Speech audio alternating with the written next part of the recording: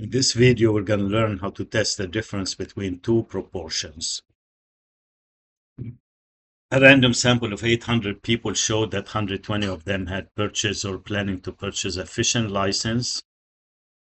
So you can see under fishing, I put N1 is 800 and X1 is 120.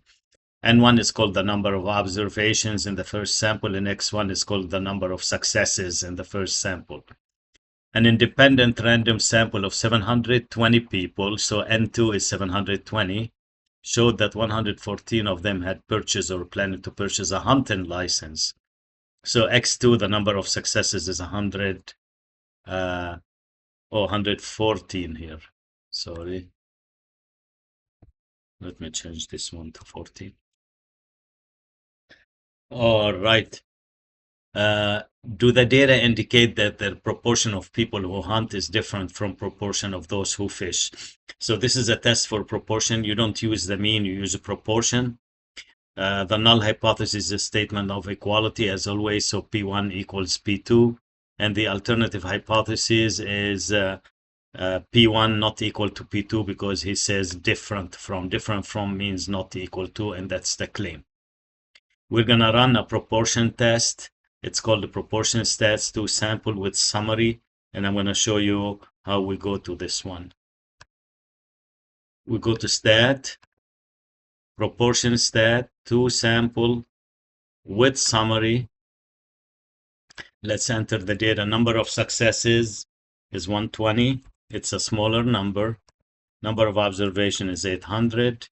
For the second sample is 720. And number of observation is 114.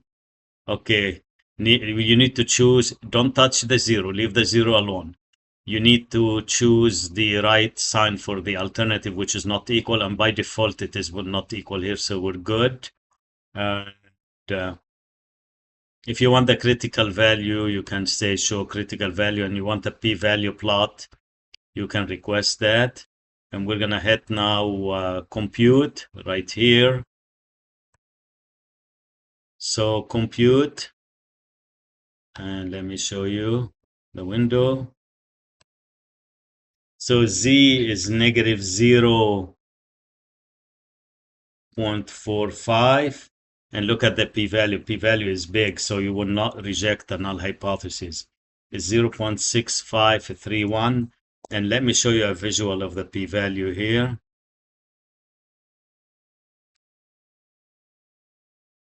This is a part, half of the p-value on the right, and the other half is supposed to be shaded here, is on the left. Because the p-value is more than alpha, guys, we're not going to be able to reject the null hypothesis. So Z is again is negative 0.45, p-value is 0.6531. Since the p-value is bigger than alpha, we fail to reject HO. And if you fail to reject HO and the claim is in H1, you don't support the claim. You say there is not enough evidence at the 5% level of significance to support the claim that the proportion of people who hunt is different from the proportion of those who fish, and that concludes the question.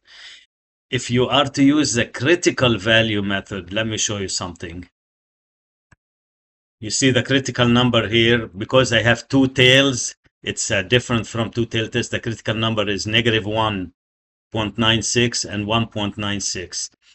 If the test statistic is below the critical number, from the right or from the left, we reject the null hypothesis. But you notice the test statistic is negative 0.45, which is bigger than negative 1.96. And in this case, we fail to reject the null hypothesis. So this is how we use the critical value approach. However, you can always use the p-value approach to perform a hypothesis test.